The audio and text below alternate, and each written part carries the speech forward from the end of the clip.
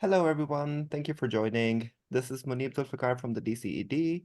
I'm joined with Nabanita from the DCED as well, and Ella, who makes things work from the backgrounds. I would like to welcome Phitcha and Ali with us, who are the presenters for today's session. I'll take a minute to introduce them. So Phitcha has over 25 years of experience in the private sector and PSD space. His consulting work builds on a strong foundation of program implementation and management. Phitcha has helped a wide variety of organizations improve their monitoring and better use information in decision-making and adaptive management. He joins us today from Thailand. Yes. And now I will also introduce Ali, who's the other presenter that we have for today's session. Ali has worked in inclusive economic development for over 30 years as an implementer, advisor, evaluator, researcher, and trainer. She is a leader in the global effort to improve monitoring and results measurement and the effective use of information in market systems development. She supports programs and donors to develop and operationalize monitoring and results measurement systems that drive adaptive management and improve program performance. She joins us us today from New Zealand. Just to let everybody know, this session would be recorded, so this will help us to share it with the rest of the participants. And with that, I will leave it to Ali to start the session.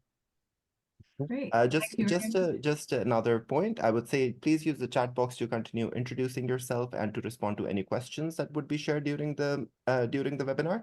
But if you have specific questions to ask, please use the Q&A box at the bottom so that we can address those. Thanks. Great. Hello, everybody. Good evening, good morning, good afternoon, wherever you are. I'll just share my screen so we can get started.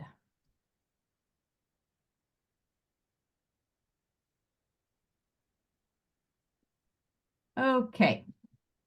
I hope everybody can see the screen correctly. Let me just double check. Okay, great. So, assessing system change. I was recently in Cambodia looking at a project working in the vegetable subsector in a fairly remote area. The road out there was tough. It was under construction and there was just hours and hours of bumping along in very dusty conditions. But anyway, the project aims to increase smallholder farmer incomes and was working in a range of services, training and advice for farmers, market linkages, introduction to new varieties, the organizing farmers into groups with a cropping calendar and connecting to input suppliers.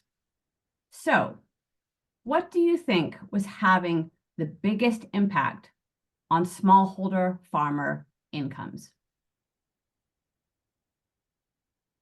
Climate change effects, particularly drought, which was harming production. And the likely next biggest impact on farmers' incomes was going to be the opening of the road that I was on, because it would both increase competition in the local markets from imported vegetables and offer opportunities to sell local produce in more distant markets. Assessing system change is about understanding what is changing in a sector or system and why it's changing, including the contribution of our project, as well as other factors that are driving change.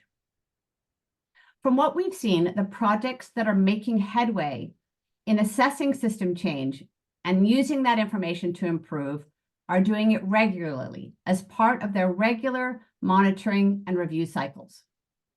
So today, we're going to work on a pragmatic approach to assessing system change that can be integrated in a program's regular monitoring and results measurement system. And that's to support regularly adapting the program as well as reporting. So this approach came from programs that were having some success in assessing system changes. And it was further developed through a series of 3 workshops with advanced practitioners in 2019, 2021, and 2023. And it's evolved over that time period. So what we want to do today is to provide an overview of how to assess system change, and then focus in on 2 user-friendly tools that address parts of the process that tend to be particularly challenging for projects. So this diagram shows the typical cycle of a program that aims to influence systems. So after going over the overview, we're going to focus first on system strategy, not developing a whole system strategy, of course, but how do we summarize it in a way that makes assessing system change manageable? And the other part we're going to focus on is how do we assess the big picture of system change? So, for the overview, before we take a look at the actual assessing system change, let's look a little bit about how programs actually work, because that lays the foundation for assessing system change. So many programs aim to change a particular system. That could be maize on Madeira Island, like in the case you read, or it could be vocational education system in Albania, or any other system. And they aim to influence it so that it becomes more inclusive, more efficient, maybe more resilient, maybe more environmentally sustainable. And to do that, they first analyze the current system. What are the functions that make up the system? Who are the market actors? What do they do? What are the prevailing norms in the system? What are the opportunities for making the system more inclusive, more efficient, etc.? What are the constraints and opportunities? So, for example, if there was a program that aims to improve vocational training for youth in Albania, they'd need to know what public and private agencies are training institutes. How is the private sector involved in that? What is the role of government agencies? What are the policies, etc.? And they'll need to understand what's going right and wrong in the system now. Is the curricula effective? Are the teachers well qualified? Does the government have sufficient budget for vocational training? What are the norms in relation to vocational training among youth? Then they develop a vision for how they think the market system could work in a way that's more inclusive, more efficient, more resilient. And of course, that vision is developed in collaboration with market actors. So in this example, the vision might be about public vocational training centers working with the private sector companies to adapt and roll out curricula for current skills needed, or government contracts for more teacher training, and government improving the system to share successful innovations. Then the program develops a strategy outlining what parts of the market system it's going to work in, and broadly what it's going to do. So maybe partner with training institutes and private sector companies to improve the curricula, partner with government on a system to share innovations, etc. And then the strategy informs the design of interventions that are designed to actually ensure that they reach scale and sustainability. And from there, of course, implementation starts. The program partners with market actors to introduce innovations that will address the constraints they've identified. And within that, each of those interventions has a results chain, indicators, results measurement plan to assess if it's achieving what's expected or not, and why. I think many of you are familiar with this process. So why am I laying it out? Well, assessing system change actually starts with program design, being clear on the present system status, the desired system status, the strategies, and interventions. That lays the foundation for assessing system change. So when we have that solid design, and we want to actually start assessing system change as the program is being implemented, we've found from experience that it's useful to look at system change from two perspectives.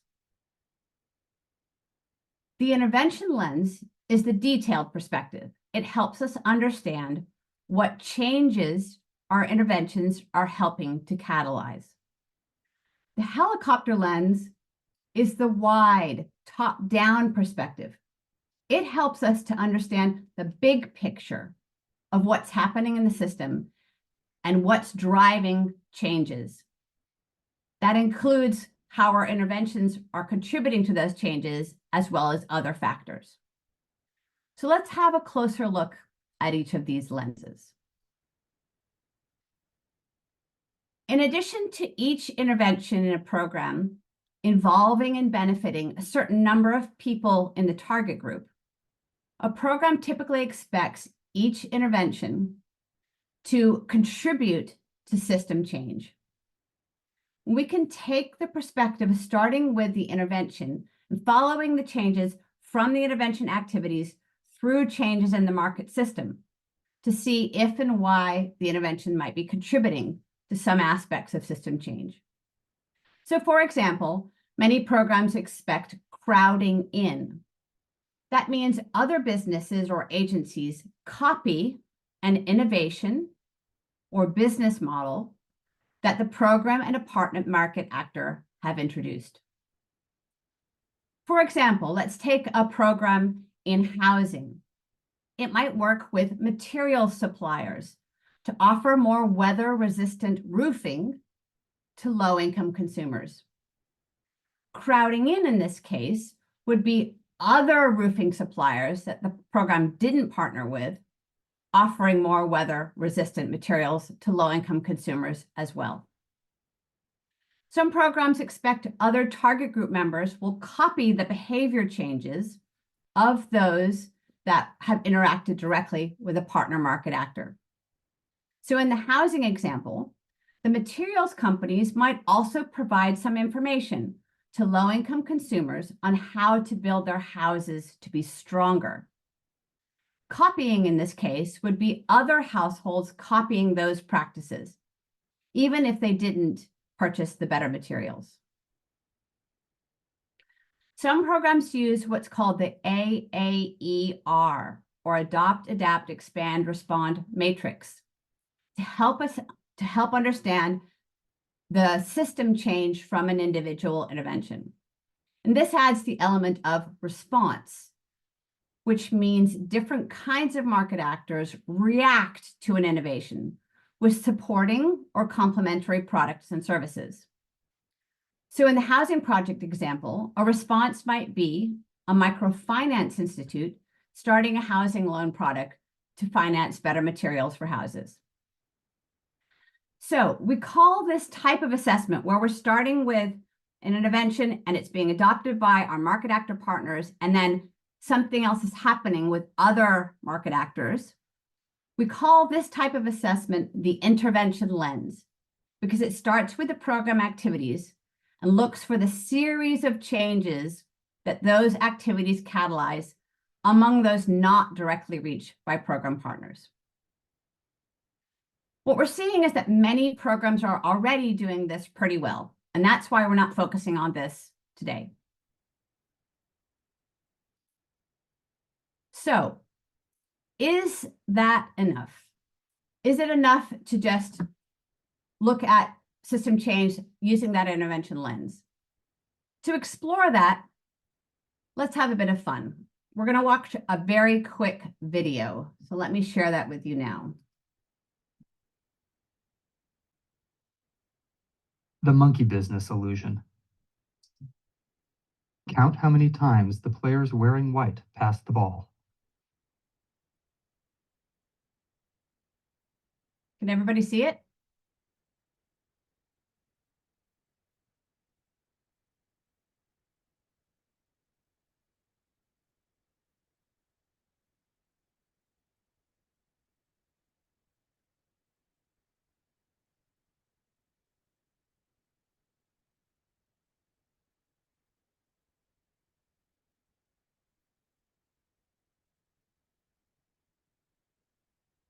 The correct answer is 16 passes. Did you spot the gorilla? For people who haven't seen or heard about a video like this before, about half missed the gorilla. If you knew about the gorilla, you probably saw it. But did you notice the curtain changing color or the player on the black team leaving the game? Let's rewind and watch it again.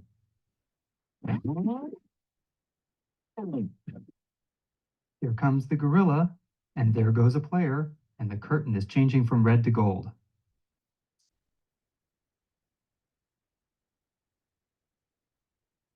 When you're looking for a gorilla, you often miss other unexpected events. And that's the monkey business illusion.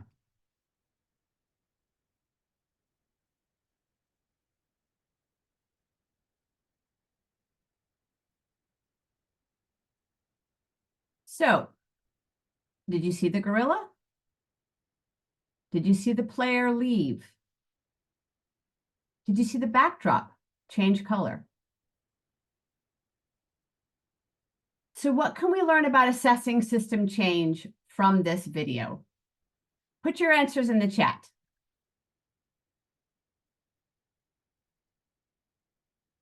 What can we learn about assessing system change from this?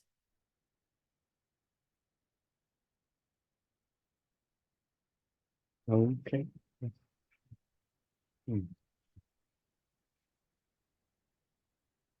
Hmm.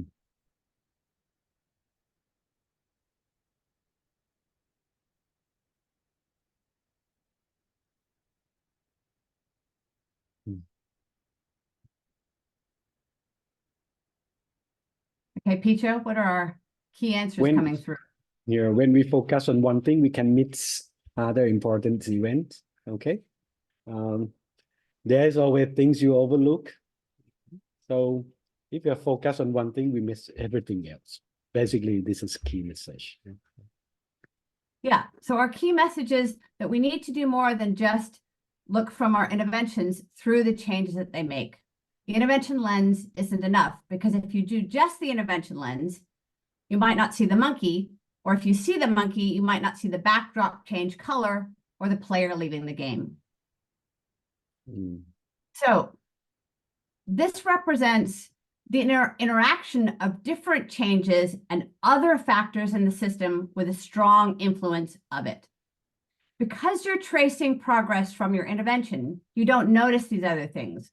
Without doing more, you're in danger of missing how different parts of the system work or don't work together to inhibit broader change, and how other factors besides your program are influencing system change, and therefore the contribution of your program to broader change. So we need a pragmatic way to look at the overall system and assess key changes. Well, this is actually pretty similar to a good initial system diagnostic. We just need to do that regularly, say annually.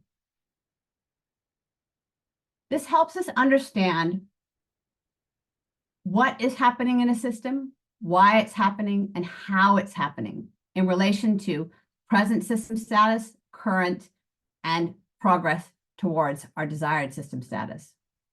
Without this lens, our strategy interventions can become outdated. With this information, we can analyze if our strategy is working to encourage system change or not, and why, and we can improve the strategy and the interventions. We usually see that programs have a strategy, of course, at the start, but most programs don't systematically collect information to reflect it on a regular basis. The helicopter lens introduces the discipline to do this more intentionally. So, in the interest of being lean, what is the minimum we need to know about system change?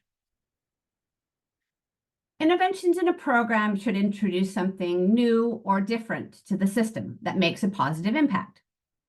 For example, a program might work with fruit processors to introduce an outgrower scheme that enables farmers to increase yields and quality, and that enables them to sell more at a higher price and therefore increase their incomes.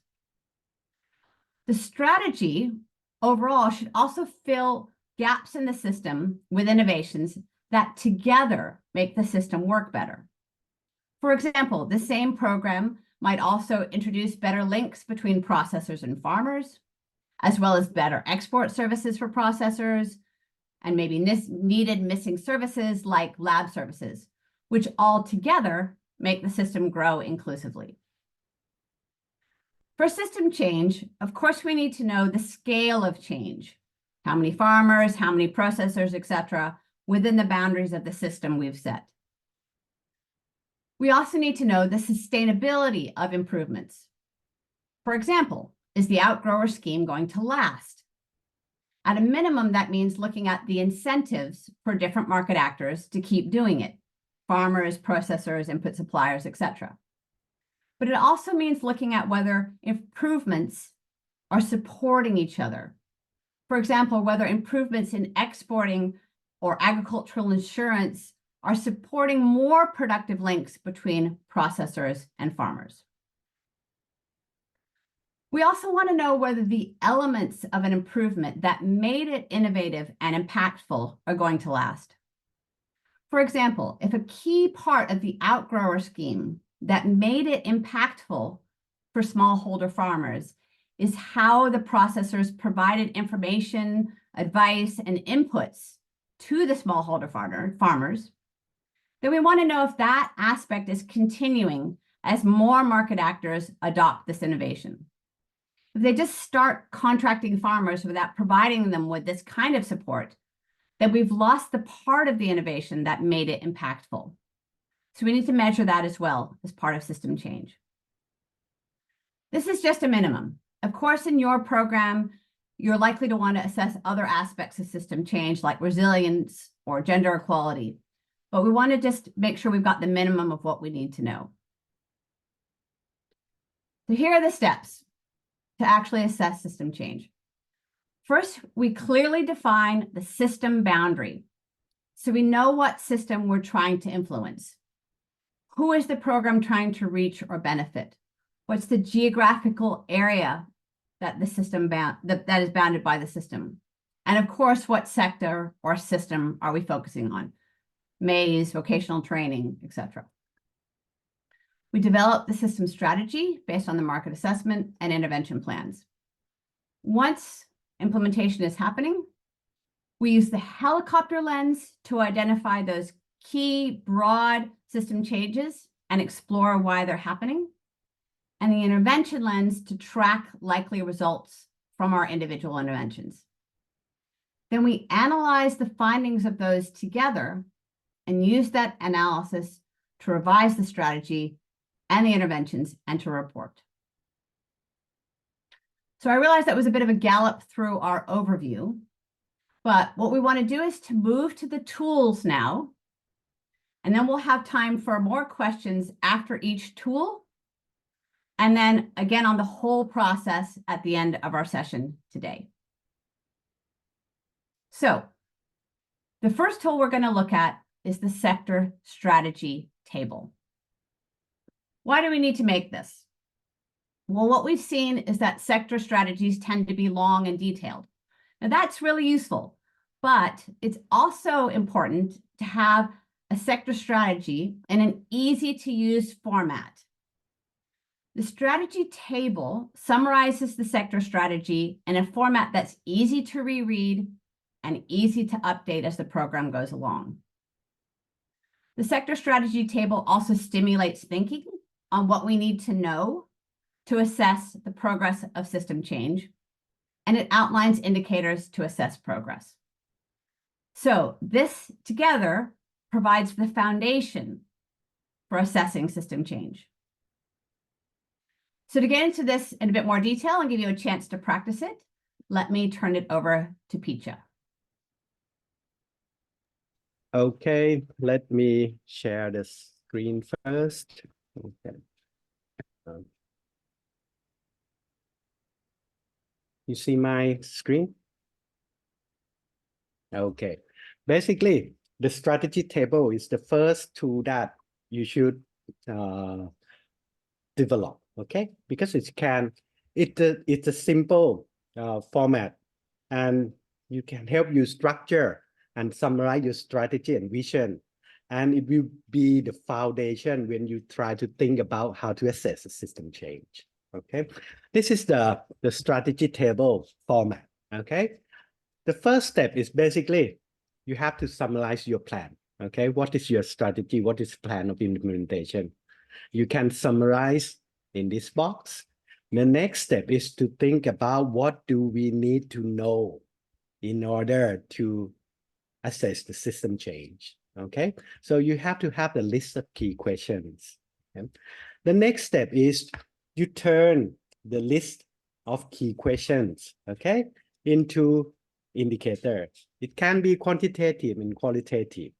Okay, and normally we need both to assess the system change, right? Quantitative show you to what extent change is happening, and you need a qualitative to assess how and why change is happen or not happen. Okay? And then you can come up with the starting and design system state. It's based on your strategies. Okay, this is what we would like to change, and this is what would we like to achieve. This is your vision. Basically, it's also, you know, record your vision. Okay, and from time to time, on a regular basis, for example, on annual basis, you can also document the current state as of, for example, this year, once you do the information collection and analysis. Okay, and to help you understand the strategy table better, okay, we will use the case that we send you, Munich send you on Friday, right, to walk you through how to develop one. Okay? This is about, the case is about the mesh system in Madura Island, okay, from the Prisma project program. Okay? The Madura is basically a small, not so small, it's an island out of, you know, the Surabaya. Okay, it's, you see, this is East Java, right? This is Madura Island. Okay, and we have a look at the mesh system. And I hope that all of you already read the case, right? And what do you remember from the case about the system context? Can you put in the chat box?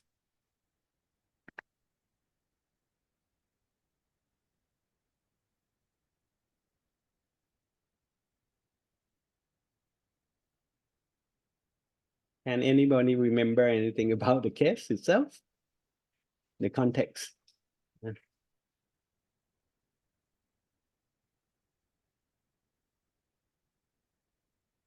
No, no response. Anyway, lack of access to finance is one of them. Yes, good. Low productivities and production. Yes. Lack of market linkages. Okay. The case of mesh supply and demand. Yes. Okay. Abundance of commercial actors, right, in the system. Okay. Good. Okay. Let's have a look at the system context. Okay. Basically, there is strong demand for maize in East Java or Indonesia in general, okay, because they have to import lots of maize. And there are lots of farmers in Madura Island. It's about 300,000, okay, so there's potential for scale. Okay, the yield is pretty low, 2.2 metric ton per hectare compared to 5 ton per hectare on the East Java, right? So there's lots of potential to improve, okay? And there's limited commercial trading within this island, okay? And the local variety is usually suitable for consumption, okay, but not for the feed, okay? And normally they consume themselves or sold the kernel to the collectors or sometimes to retailers that they buy the stuff from, okay? This is the maize system context, okay? And this is their strategies. Basically, they're working in 3 different subsystems, okay? The first one is basically hybrid seeds, hybrid maize seeds, and GAP. GAP is good agricultural practices, okay? This is one subsystem that try to influence. So in the end, the farmer will increase yield, sell more maize, and have higher income. This is main maize system, right?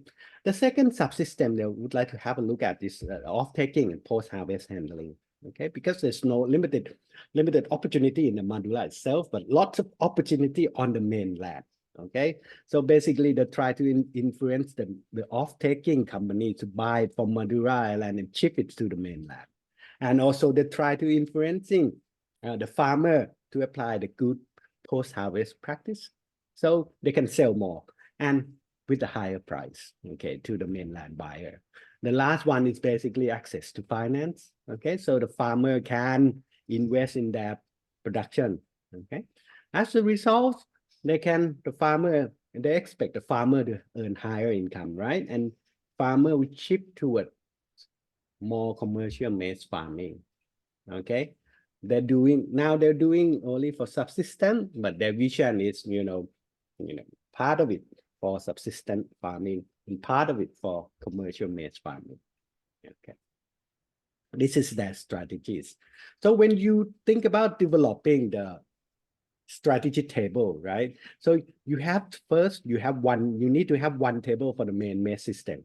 Okay, the farmers. Okay, the second is for hybrid seed and GAP subsystem. Okay, the third is off-taking, and the fourth is financial services.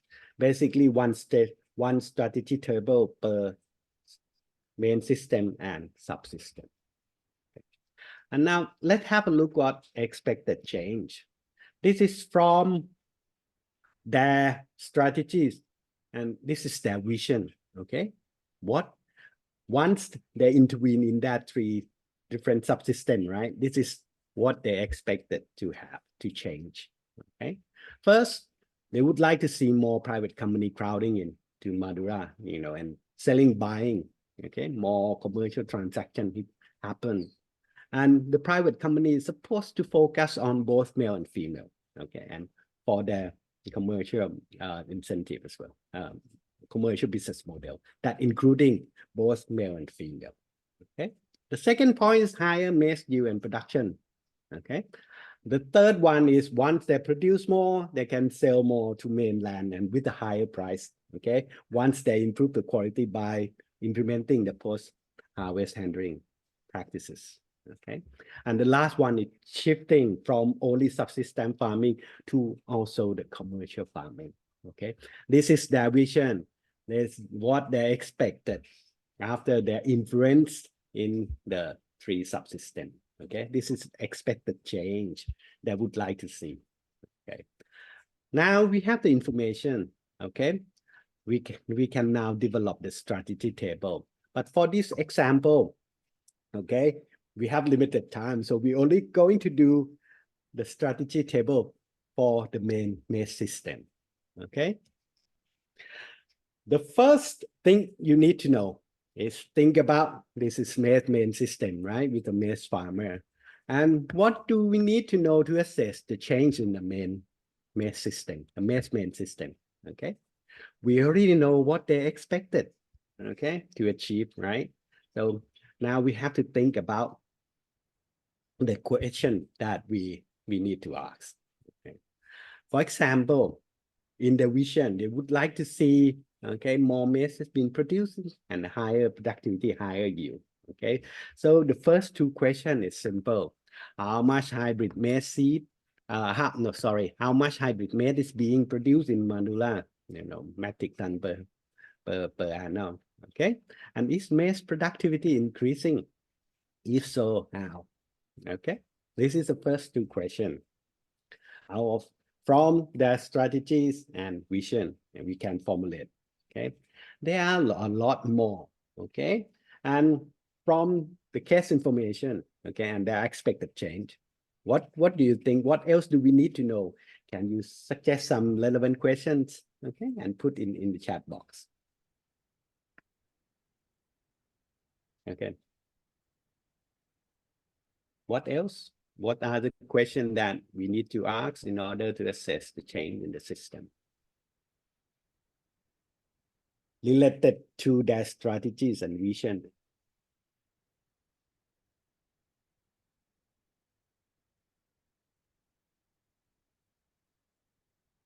Anything coming?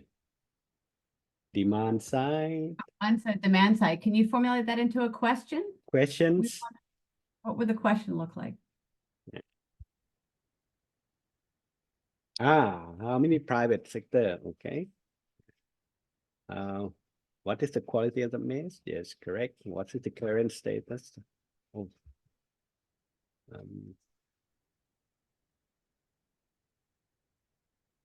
Okay. How many farmers are doing commercial farming? Yes. Okay. Good. Basically, when you're formulating the question, you have to think about your strategies as well as your vision of change, right? So basically, these 2 things will help you focus the questions. Okay. And from your answer, right, basically, we need to know how much maize is being sold to the mainland off-taker, okay? And why it's changing, okay? And at what price they can have, okay, compared to the local maize, okay? And why the price of the hybrid maize changing or not changing, okay? And are the female and male farmers successfully shifting from only subsistence to combination of subsistence and commercial farming, okay? This is their vision, okay? The last one, yeah, as in the chat, a private company, targeting more private company coming to Madura and targeting female and male farmers, okay, as the customer and supplier. Why or why not? Okay, this is the first step. Think about your strategies, think about your vision of change, and then formulate the quick questions. Okay, and why do we need to formulate key questions? Basically, we need to formulate the indicators. All right. So the next step, we take the key questions and turn them into indicators. Okay. For example, the first two questions is basically how much maize is being hybrid maize or maize being produced in Madura, right? And what is the increase in yield or productivity? The first two indicators is basically the volume of hybrid maize produced in Madura. Okay. The second is average maize productivities. Okay. Metric ton per hectare per annum. Can you suggest some more relevant indicators? Okay. Based on the question that we formulated in the previous slide. Okay. Can you suggest some and put it in chat?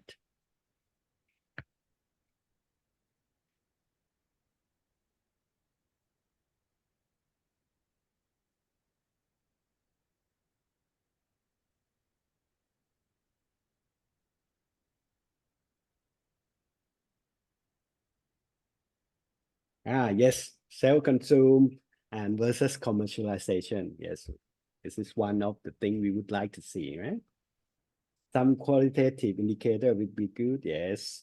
Number of private company working, number of male customer engaging, volume of the maize sold, number of private company targeting, increase income of farmer, value of the maize sold, revenue from sale, number of farmer turning into commercial farming. Yes, basically, this is the indicator will follow your questions. All right. Let's have a look at some of the example. Okay. And we have to think about the price as well, right? The price of hybrid maize compared to the price of the local maize. Okay. Number of smallholder farmer with at least 50% of the land dedicated to commercial production. Okay. It depends on what would you like to see. Sometimes you can also formulate maybe 30% of their land for commercial production. It depends on what you would like to see. Okay. Farmer, this is qualitative, right? Farmer's perception on the maize crop. Okay. So whether the shifting from only subsistence to subsistence farming plus the commercial opportunity. Okay. Number of private company that target Madura smallholder as buyer and supplier. Okay. Private company recognition of female and male farmers. This is also qualitative. Okay. And once you have the indicator, now you can structure it in the table. Okay. This actually there are lots of indicators in previous slide, right? We just showed 3. Okay. And what will you have is basically the indicator that follow the question. Okay. And then you come up with the starting state. Okay, this is the baseline information. For example, the starting state in 2015. Okay, this is only 175,000 ton to 2.5 ton for you, and for private company, assume farmer are only men and focus on them. Okay, this is the baseline. Okay, you can gather from secondary sources and also key informant interview or something like that. Okay, and the design system state. Okay, this is depending on your strategy and vision. Okay, what would you like to see? The change in the system. In this case, the Prisma would see higher volume of maize being produced, right? From 175,000 to 650,000 till 2024. Okay, the yield increasing from 2.5 to 5 tons per hectare per annum. Okay, and private company now just men focus only on men. They would like to see that the private sector recognize the female and male farmer and focus on both in their business model. Yeah. Okay, this is their desired system state. And the beauty of this simple structure is basically you can also record the current state as of, year, the current year that you conducting the information gathering. For example, and this example is current state as of 2021, right? But you don't need to just record the result of 2021. Okay, you can also record historical information. Let's say from 2018, they got 240,000. Okay, 2020 is reducing from 2019. Okay, so you have to understand why is that. Basically, you have indicator, you have starting state, desired state, and the indicator will guide you. This is the information that you need to collect, and when you develop the helicopter lens intervention lens assessment plan, you have to include this indicator. Okay. When you think about the overall the strategy table, okay, first think carefully about the questions. Okay, first start with your strategies and your vision. With these two factors, you can come up with the question. Make the question focus. Okay, and keep a set of indicator manageable. Okay, try to starting with the small. Or, we're talking about 5, 6, 7 indicator per system or main system or subsystem. Okay, and then it will be easier. Let's say if you see that it's not sufficient, we need to add this aspect. You can add it later on. Okay, it will be easier to add it later on rather than you come up with, for example, 20 indicator for one system and you overloading your MRM system and nothing has been done. Okay. So start small, be practical, and you can add information in later on. And don't forget, you have to include both quantitative and qualitative indicator. Normally quantitative is, talking about whether the change happened or not happened, to what extent. The qualitative is will tell you about how and why change it happened or not happening. Okay. And for the starting and desired state, rough estimates are often sufficient. All right, we would like to use it as a milestone to see the change, to make the decision based on it. So it's not necessarily to be 100% correct or accurate. Okay, and when think about desired system state, right? Consider both direct and indirect results. Okay, because we would like to achieve the wider change in the system. So it's not only from the direct result of your intervention, but because when you design the intervention, you try to achieve direct result and using direct result to influence the wider change. So when thinking about the design state, think about both direct and indirect result. Okay. Any burning questions till now, Ali? Yes. I'm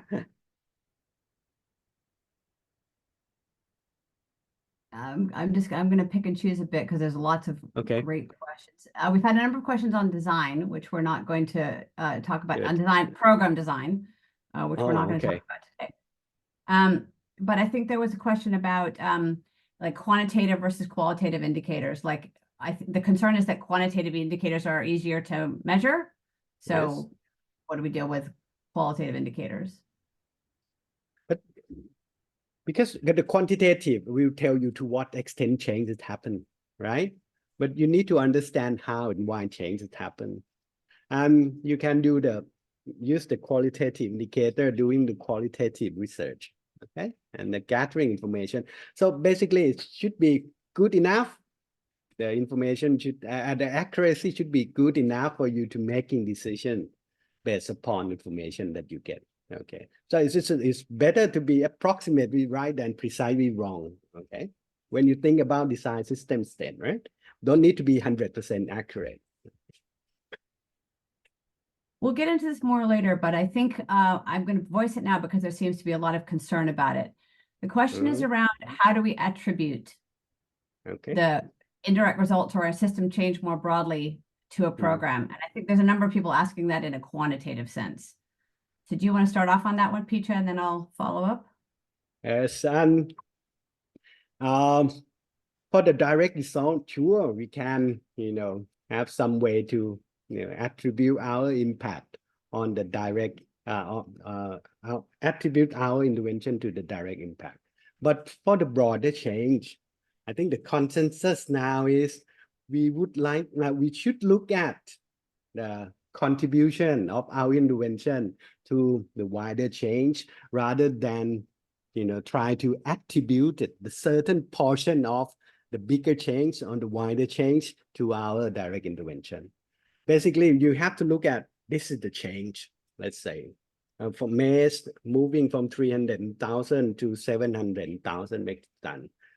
This is our contribution compared to the other factors. You have to think about what is the other external factors, okay? And what is their relative contribution compared to our story of change, okay? Yeah, just to echo what Phitcha is saying, I think it would be great if we could come to a numerical, exact percentage of the change in the number of metric tons of maize produced in Madura to our program. But typically that's not realistic, not unless you've got a lot more money and a lot more, academic firepower behind you. What makes more sense, and I think we've gotten a bit kind of caught up, honestly, on looking at attribution to system change. And what we really should be looking at is causality. What is causing the change to happen? Why is there more hybrid maize being produced in Madura? And that's probably going to be some things like, well, there's more hybrid seeds available. Well, our program was working with input suppliers to make those hybrid seeds available. So there's a contribution there. It might also be because the government has changed their policies and they're trying to promote more hybrid maize production. That might not be due to the program. So it's more about really understanding causality and using that to improve our program and reporting that. This is what's changed. This is how our program contributed. We were doing hybrid seeds. We were connecting people with mainland off-takers, et cetera. And this is the other factors that also made a difference. And when you do the research, and I found this in a practical sense, you can get a sense of which has been more important in different things because people will tell you the thing that really made a difference is this. And that's also something you can report and use. So it's really, we should be focusing on understanding causality rather than, okay, what's the number? That's what I think we see out in the field and what seems to make sense. Okay, one more question before we move on. There was a question about how much would it cost to do a study using this method? Not really costing that much, okay? Because think about it. If you're running the program, right? When you're reviewing your strategy, you have to reassess the market system, the parameter on the system that you're working in, right? And during the assessment, redoing assessment can be costly if you're not focusing on certain aspect, right? But if you have the strategy table, you know which aspect, you don't need to do the overall broad stroke brush, to understand everything in the system. Now you have a certain set of indicators, a certain parameter that this is the information that I need to get. And sometimes this information don't need extra or additional researches. some information can be gathered, okay, during your interaction with the market actors, talking to the BMO, okay, talking to partner, talking to some crowding in company, okay. If you plan it carefully, it's not going to be, high cost to gathering this information. We are not talking about the extra sector assessment research or something like that. Basically, we build on what we know, okay, and try to have the effective plan to gathering the information. Ali, we're talking about in the next section how to come up with an effective and practical helicopter lens assessment plan. Okay. Yeah, so that's a good segue into the next bit. The reason why we're presenting this type of approach is that we've seen so many programs be afraid to actually start looking at system change because they think, oh, it's going to be too expensive. There's too many different things to look at. But the programs that are actually getting useful information and using it on system change, they got started with maybe a relatively modest ambition of what they could assess. And then, if they need to, they can expand that. So that's what we want to work on now, is how can we get started with a limited set of information that's manageable. And then later, if we are able and we need to, we can expand that. So let me share my screen and we'll move on to how do we actually gather that information.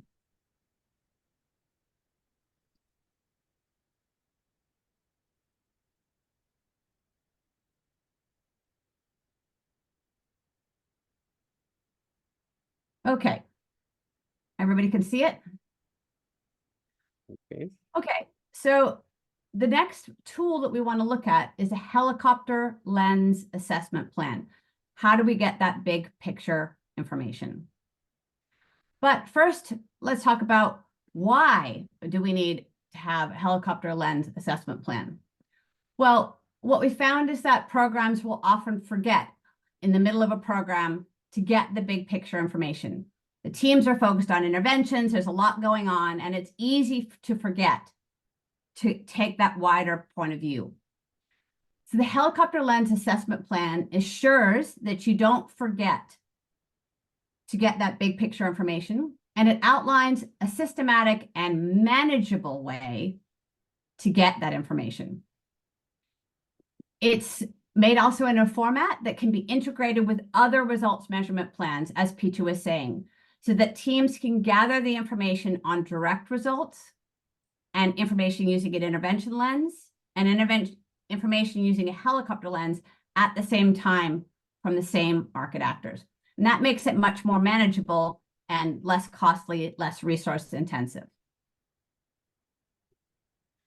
So the plan is going to help us get the information to compare the initial system with the current system and the progress it's making towards the desired system. As laid out in the strategy table, the key things we want to know are what has changed, how has it changed, and why has it changed within the boundaries of the system set and the subsystems or intervention areas that the program focuses on. Of course, we want to keep an eye out to the extent possible for unexpected changes as well. And we can ask some open-ended questions within this to get at that. But as related to that question about cost, it's easy to go overboard on this plan, to make a plan that's too ambitious and therefore never gets done.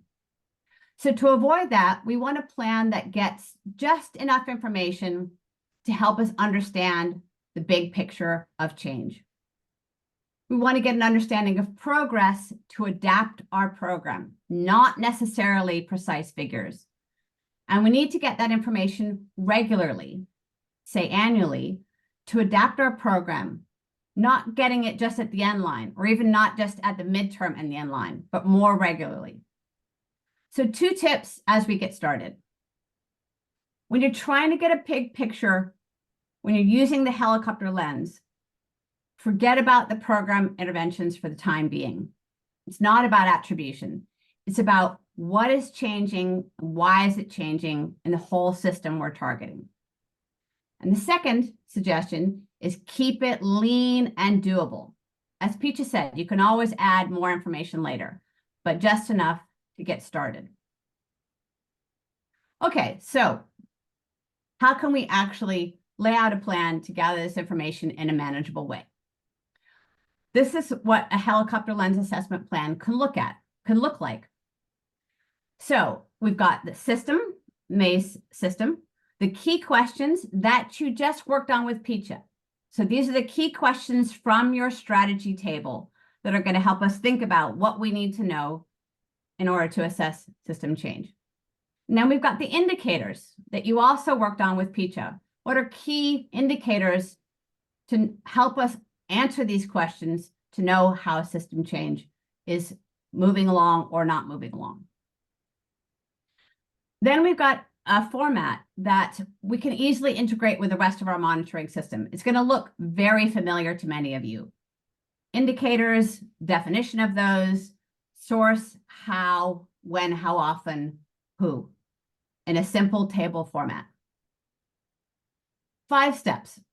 First, it's easy when we're first developing those indicators to forget about the how and the why is system changing. So before we go on to the actual plan for getting information, we just need to check if we might need to add some more questions about how and why. So just looking at these first 2 indicators, volume of hybrid maize produced in Madura, and average maize productivity. We might want to add a qualitative question. What is driving any changes in maize productivity?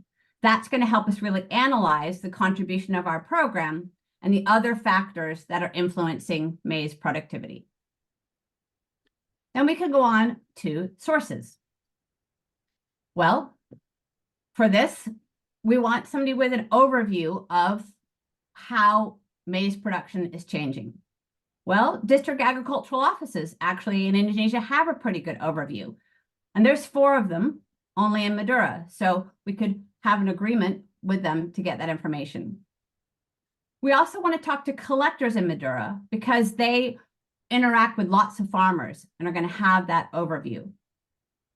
And the how part, which is step 3, is, well, how do we get the information from the collectors? Well, let's just make it manageable. Let's just interview the biggest 2 collectors per district by phone. That's 8 total interviews. So again, you can see we're really emphasizing, let's get started on getting this information. Let's make this manageable. We also know that we think that hybrid seeds are going to be a key driver of productivity increases. And we're going to get data on that from our interventions. So we can use that to kind of triangulate information to see if hybrid seed sales are increasing. Well, that gives us some information about what might be driving the changes in productivity. So we've got different sources, but manageable ways of getting information from those sources to triangulate. When or how often? This is step 4. Well, in Madura Island, maize is produced on an annual cycle. There's just one crop per year of maize. So it makes sense to get this information annually. And it makes sense to get this information when market actors have time to give it to us. So let's go 1 month after harvest, before the planting, and they might actually have time to talk. Now, who knows, maybe they actually migrate in the off season and we might have to rethink that. But the thing is to think about how often does it make sense to get the information and when.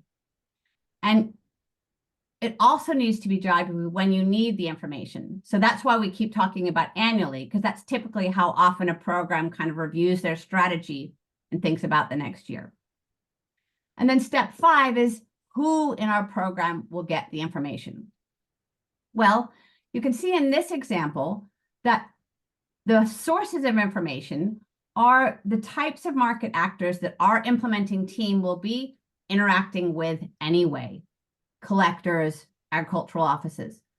So in this case, it makes sense for the sector team or the implementation team to get that information. So what we've tried to do here is to outline a very sort of manageable plan to get this big picture information that we need. Now, it's your turn to give it a try.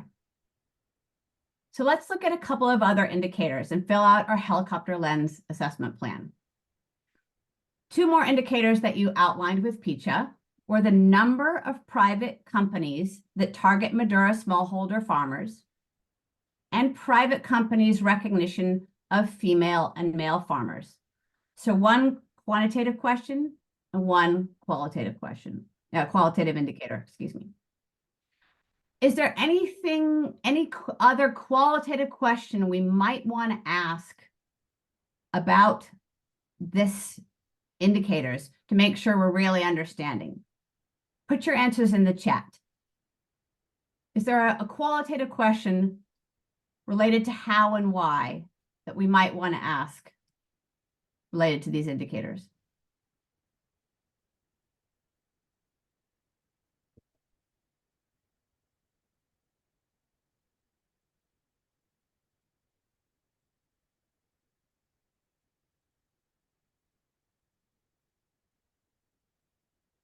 I'll repeat the question.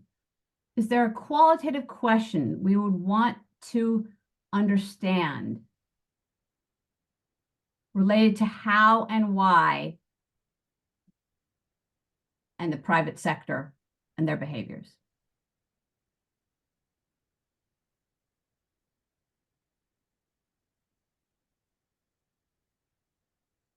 Who's going to take the plunge? Okay, great. So somebody's Okay. actually put the question in a way that you would ask Yeah. it to a company. Do you see your See the company will be targeting Madura as one of the promising markets? Great. It's a great way to ask the Yes. question. How are Yeah. private companies adapting? How are they working to recognize both male and female farmers? Good. Exactly. That's the Yeah. sort of thing we want to be thinking about. Hmm. So we add to this something about why and how are private companies changing the behaviors or not changing. And that relates both to targeting Madura smallholder farmers and to whether they're recognizing and targeting female and male farmers in their business model. Okay. So then we want to move on to the source, the how, the when, and the who. First, let's look at source. So for these particular indicators, from who or where can we get information? So our three indicators are number of private companies that target Madura smallholders, private companies' recognition of male and female farmers, and why are private companies changing or not changing their behaviors in relation to this. You're going to get a poll flashing up on your screen, and I want you to make your choices. You can choose more than one. Your choices for where we can get this information are mainland off-takers, feed millers association, smallholder farmers, collectors and traders in Madura, input company associations, or all of the above. So can we launch that poll? Just coming.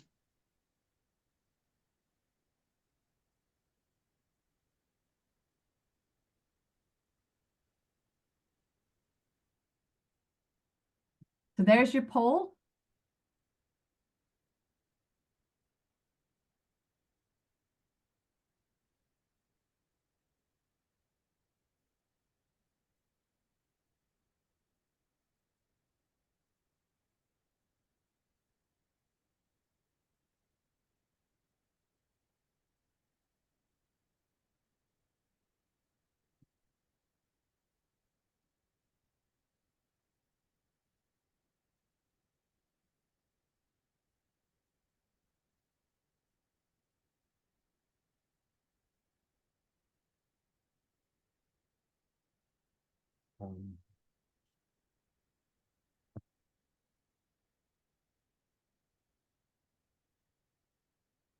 Okay, great. I'm seeing lots of people talking about collectors and traders. We also quite a lot who think feed millers associations.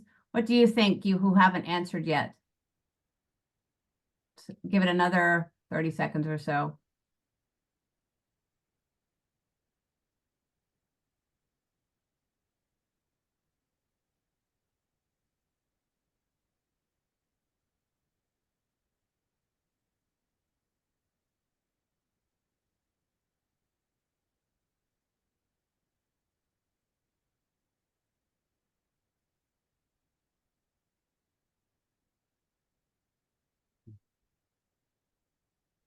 Okay. Good. So I think people really thought about how could we make this Okay. efficient and where should we get information? So we can share the results of that poll. Okay, the highest list of the above. Okay, the second is collector and trader, feed mill Okay. association, input company association. Okay, great. Yeah, So these okay. indicators are about private sector behavior. So it makes a lot of sense to talk to the private sector actors, mainland off-takers, and input companies. But we might also be able to go with the Feed Millers Association. They represent the off-takers, or the Input Companies Association, because they may be able to provide us with an overview and maybe a more efficient way to gather information. So we always want to be looking about the most efficient way to get the information we need. Now we move on to how can we get that information? So for mainland off-takers, we know that in our interventions, we're going to have partnerships with some of them. So as part of our partnership agreement, we can require the information from them. Say we want to get this information from you on a regular basis. And then we might want to supplement by interviewing, say, 3 or 4 of the biggest other mainland off-takers. We may want to divide that between 1 or 2 who have started purchasing from Madura to understand why they changed the behavior, and 1 or 2 that have not, to understand why they have not changed their behavior. So you can play with the numbers that way. Okay, so if that's how we can get information from the mainland off-takers, how can we get information from the Feed Millers Association? We're going to have another quick poll. How should we get information from the Feed Millers Association?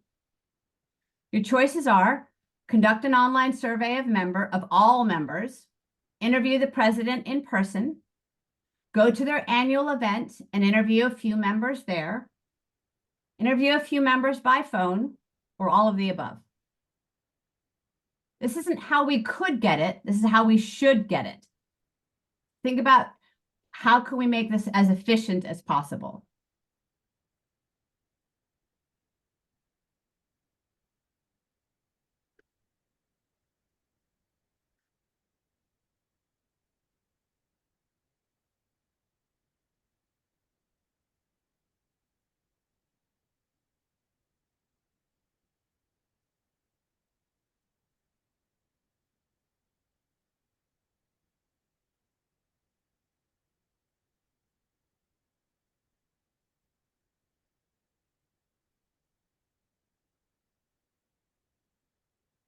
I'm seeing early enthusiasm for phone interviews. What do you think?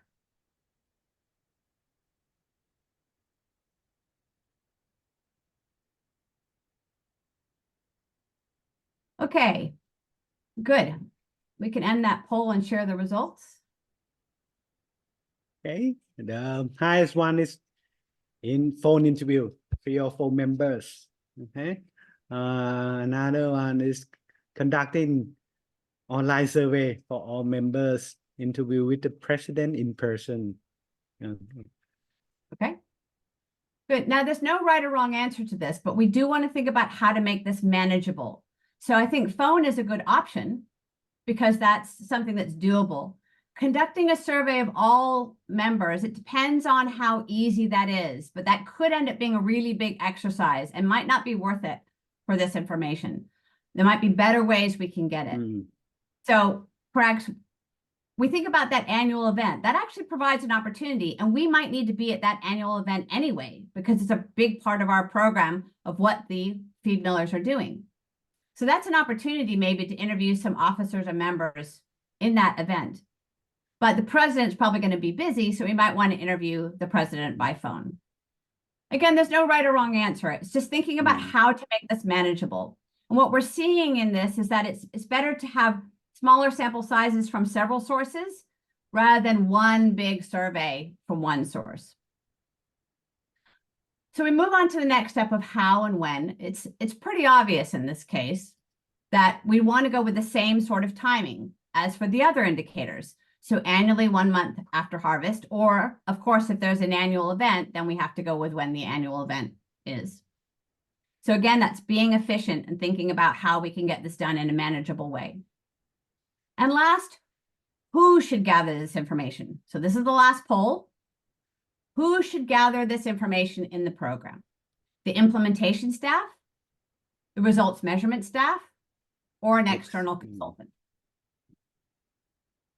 What do you think?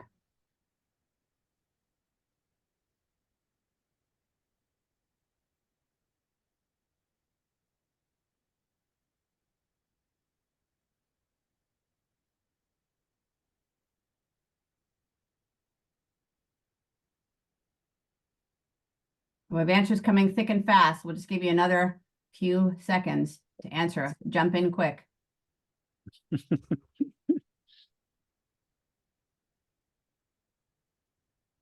Okay.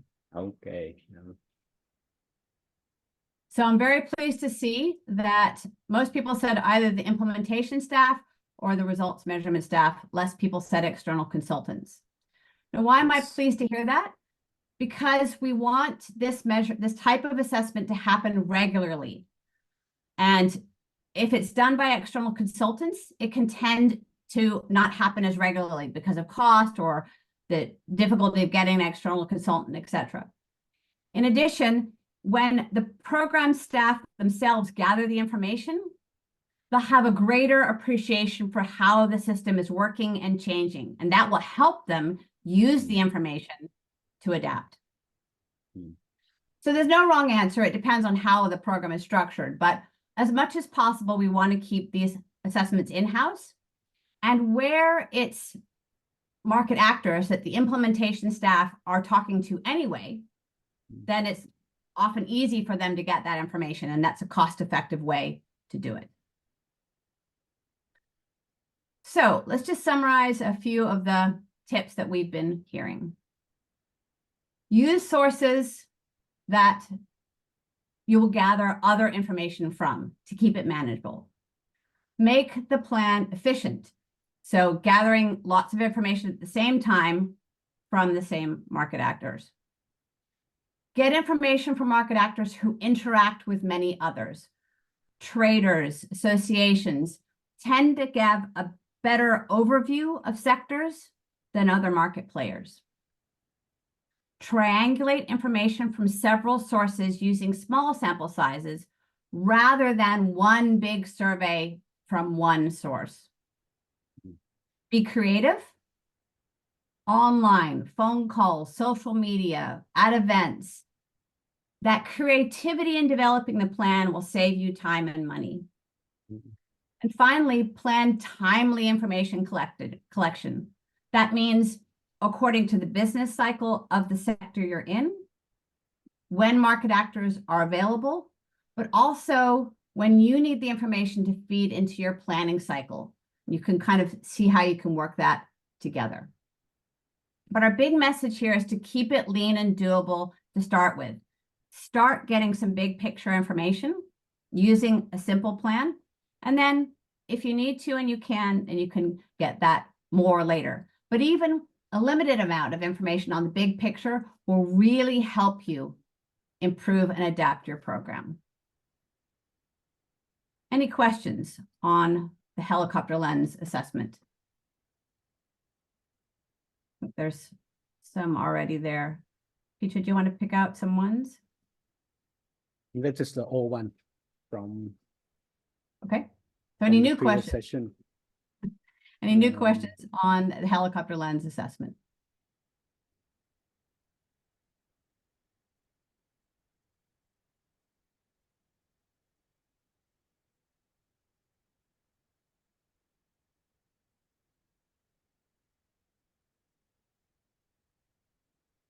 Okay. Okay.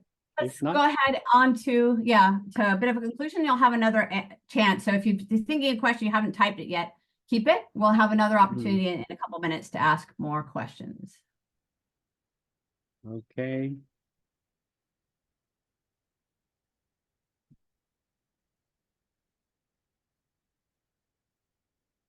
Sorry.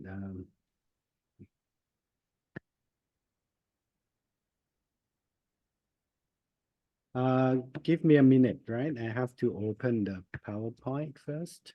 Okay.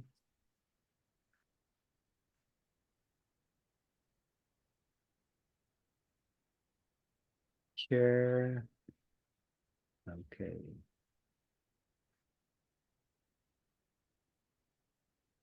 You see my screen, right? Yes. Okay. Basically, once you gathering the information, all right, from both helicopter lens and intervention lens, okay, this is 3 questions you need to answer, okay.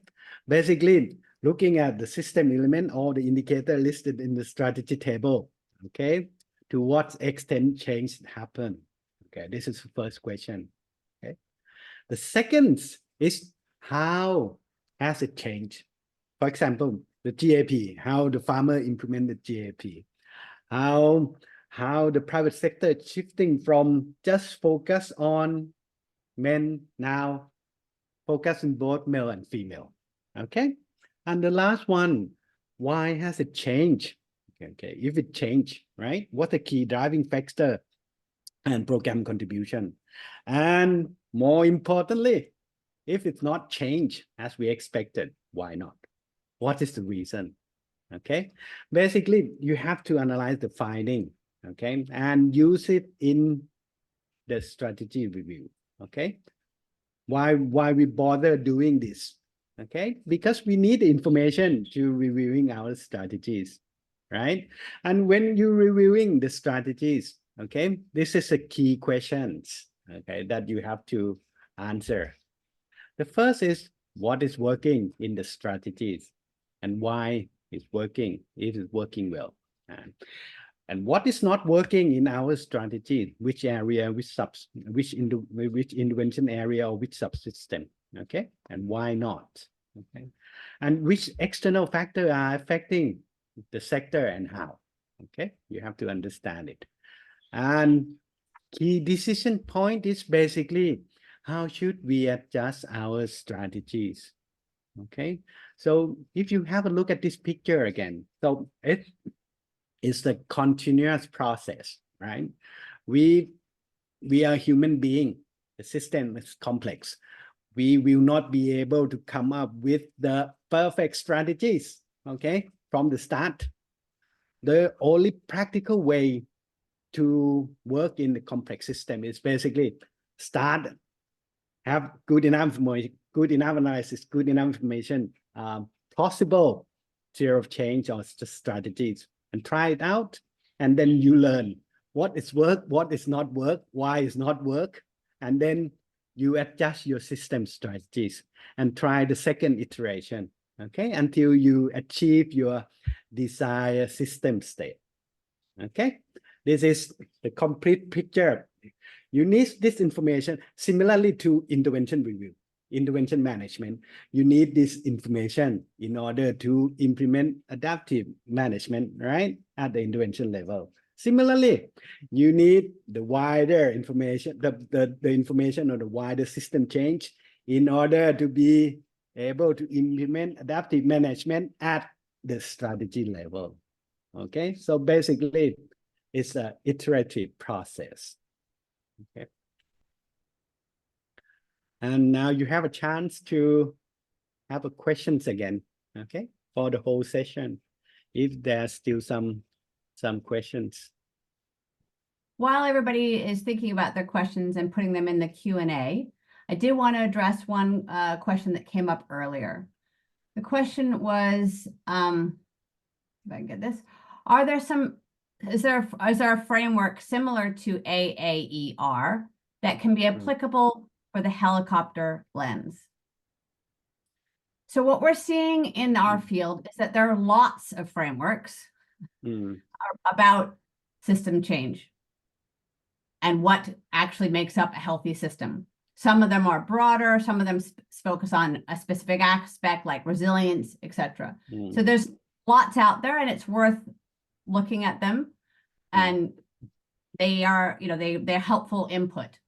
But what we found is that people can get stuck on them. And again, it drives a kind of, oh my goodness, this is so much information that I have to gather. How am I going to do this? And also, it also tends to, it can pull programs away from thinking about their particular program and getting stuck on sort of a list of things that they are in these frameworks that they have to assess. So we found it's better to definitely look at those, read them, see what's useful, what's not, but use your program and the ambition that it has for system change as your guiding light. Think about what information you need and you will use to make decisions on adapting your strategy. That's the most important information. The frameworks can help you think about, okay, have I thought about this? Have I thought about that? Perspectives. But really use your program and your program's ambition for system change as the guiding light. And that seems to be really working for programs. Okay, Ali, questions coming on the system boundary. Yes, okay. Do I take that one, Peter, or do you want it? You can take that one. Okay, so quick tips on boundaries. This is really important. This is not something we went into today, but it is really critical and a mistake we often see made. So as I said, we need to bound the system by who we're trying to reach and benefit, and that might be a particular group of people. You might also have environment or something like that as a goal. But critically, you need a geographical boundary, and that might be for where the people you're trying to target is, but there might be sort of actors outside of that you also want to work with, but some kind of geographical boundary, and then a boundary related to what it is you're looking at, maze, vocational training, sector, or system. But what I want to emphasize here is that we see programs often defining the boundary too big or too small. So let's say that you've got a program that's working in a couple of provinces of a relatively big country, and you define your system nationally. Well, then it's probably going to be pretty hard to see when you look at the big picture to make any connection with what you're doing in those two provinces. So that's probably too big of a boundary in that case. You want to define the boundary of, well, what's actually realistic for your program to influence. Conversely, sometimes we see programs making a very small definition. We're just going to work on this particular village and these very small aspect. And that means that you're not sort of looking at the system holistically enough to actually come up with something that's actually going to work for that village. And it also almost brings it down to, you could actually reach each of those individual people one by one. So it's not really about system change.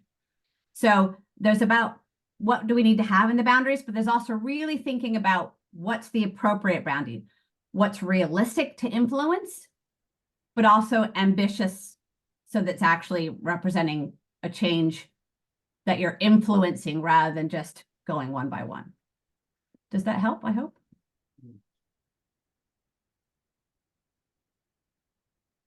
Okay, there's another question. Yes. I think, Ali, there's a question here on resources. So I think that feeds into what you just said. So when you're thinking about system changes, maybe you can say a few words on, given that programs have different budgets, timelines, resources, does that impact how you approach systemic change or the vision that you have for systemic change? It definitely affects the vision for what you have for systemic change, because obviously, there's a relationship there with all programs.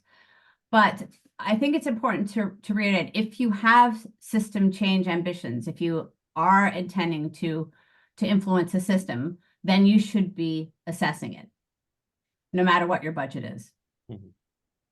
And there's two ways to look at that. First is, let's go back to the design of the program, which obviously involves the donor.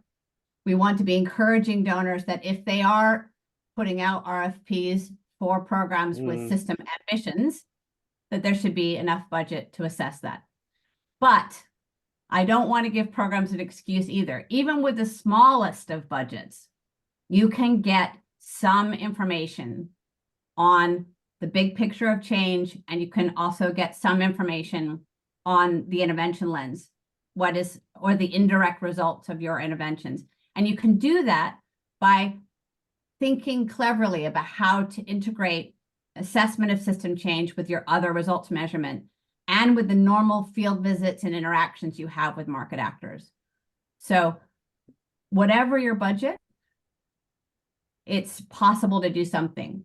We do want to encourage thinking about this at the design level so that we do get, resources to look at system change, as well as the other things we need to look at in a program. I'll throw in one last question since we're almost out of time.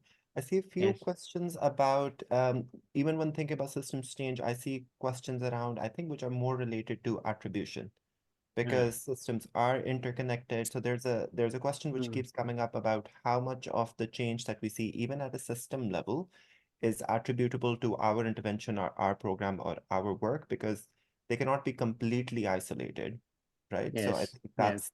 that's what they're looking for. So maybe you can say a bit about attribution for a program, even at a systems level. Yeah, let me give an example, and then Mm. Phitcha, you follow up with this. So Okay. I looked at some programs, a program in Cambodia, to understand the system change happening and the contribution of the program. And in the abstract, it seemed really hard. But when you go and ask market actors, starting with a very open question, what's changed in this sector in the last year or 5 years or whatever your time frame might be? And then the answer, and you say why, and they answer. And if you do that a number of times, it starts to become very clear what are the key drivers. What are the things that are really making a difference, and what are the things that might be adding? And then you can line that up against what you have in your program. So using the Mazi example, if it's something about a policy change, well, the program wasn't working in that. But if it's something about hybrid seeds, then that's starting to create that link between what the program did and what we're seeing. And if you also know from your intervention lens that there's crowding in, that the work you've done in hybrid seeds is encouraging the sales of seeds, and that starts to bring together that picture. So it's about sussing out that causality and being able to say, this is what changed, this is why it changed, and this is where our program was a key driver, and this is where our program contributed, but other factors were a key driver. So you want to add? It seems very abstract with our example, but if you understand for how each alternative cost, right, we're likely to influence the system-wide change. If you understand the likely process, okay, of each cost, how it's going to influence or has already influenced the wider change, it will not be difficult to try to reassess the strength of each cost by looking at the process, okay? Rather than looking at the cost itself, but looking how each cost will affect the wider chain. It will be easier, and it's more or less intuitive, right? Once you understand the change process of each factor influencing the wider change, so now you can see it easily whether your intervention make a difference or the high give a high contribution to the wider change. Thanks, Phitcha. Ali, I know we've run out of time, and the session was quite interesting. So I know there will be some more questions coming in. We apologize that we couldn't take them on during this session, but we will leave contacts for our presenters, Ali and Phitcha. Also send you a follow-up email in which you can reach out to them if you have something that you want to check in with them or some other questions about the session on systemic change. So feel free to reach out to them. Ali, Phitcha, maybe you can also leave your emails in the chat.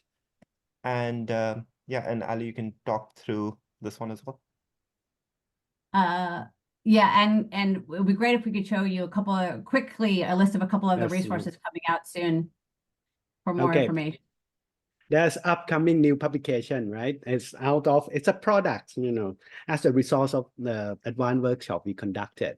Basically, the first one is what we're talking about today, okay? How to operationalizing system change assessment. We're talking about how we modify the strategy table, make it easier to use, and develop the helicopter lens, right?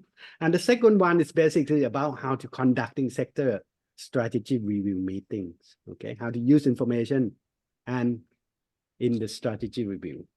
The third one is example. We gather from several sources and on how to visualizing the system change. And the last one is basically for donors. Okay, this basically donors guideline how to guiding program to assess system change. And we're going to conduct 2 workshops as well. We plan to conduct 2 workshops during the DCED Global Seminar in Nairobi in October, right? The first one is about result measurement best practice according to the DCED standard. We're going to do it a day before the seminar, okay? And after seminar is 1-day workshop on assessing system change. It's in October the 4th, okay? A day after the seminar, okay? Thank you very much. Thank you, you. Hope you everyone, enjoyed the session. listening. Thank you everyone for joining. I really liked how engaged everybody was. I would specifically want to thank Ali and Phitcha for the wonderful session. But we'll all stay in touch for any feedback, comments that you have on the session. This is a specific topic that's of interest for donors for a while now, and it continues to stay of interest. So I know where everybody is looking for guidance on this. So we look forward to these publications, and we would be happy to share them with the rest of you who joined as well. Just as a last note, as part of the DCED workshop series, for those of you who joined on the previous one, we will share the recording of that session today, and then we'll come back to you with the recording of this session later this week. So with that, we'll call this session a close. Thank you everyone for joining. Right. Okay, thank you. Thank you. Right. Bye. Bye.